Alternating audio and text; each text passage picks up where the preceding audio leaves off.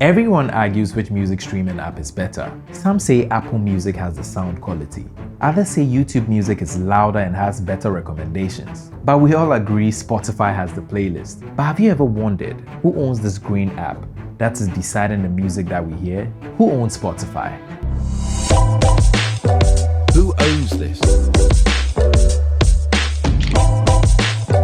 Who owns this?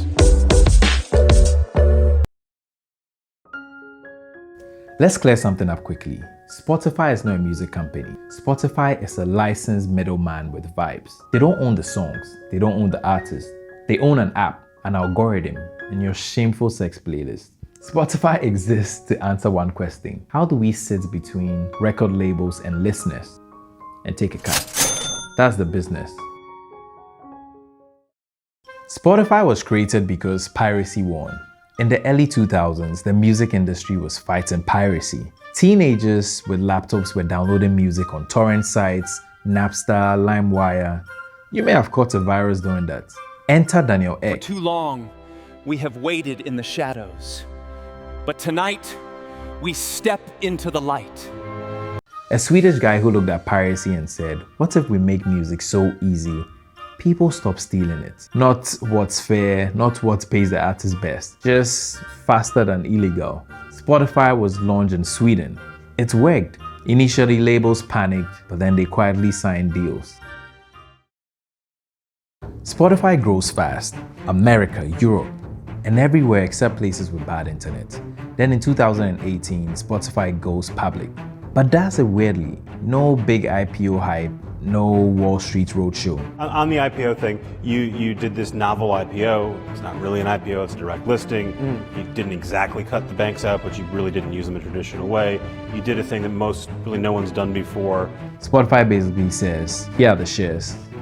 Figure it out yourselves. Investors cheer, retail investors buy in. Everyone thinks, hey, we own Spotify. Oh no, you don't. Here's the trick. Yes, Spotify is public. Yes, anyone can buy shares, but ownership isn't control. You don't control me, okay? Spotify uses a founder-friendly voting system that basically says, 1 for you, 10 for us. Daniel Ek and his co-founder Martin Lorentzon hold special voting power that allows them to control board decisions, run Spotify like it's still a startup, and block hostile moves. So while millions of people own Spotify, 2 guys drive the car. Everyone else is just paying for petrol. Now enter Tencent. Tencent is a Chinese multinational technology conglomerate headquartered in Shenzhen, recognized as the world's largest video game publisher and the developer of the ubiquitous super app WeChat. Founded in 1998, the company specializes in internet-based services, including social media, AI, cloud computing, and fintech. Spotify and Tencent do a corporate handshake.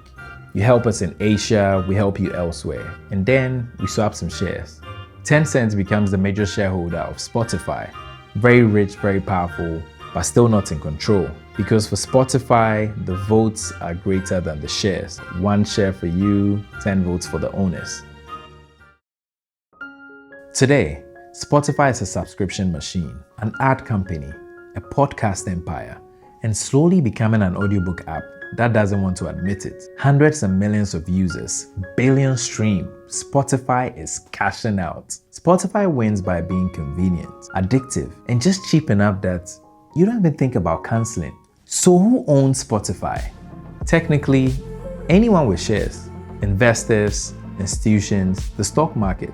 Practically, the 2 founders, Daniel Ek and his co-founder, Martin Lorentzon.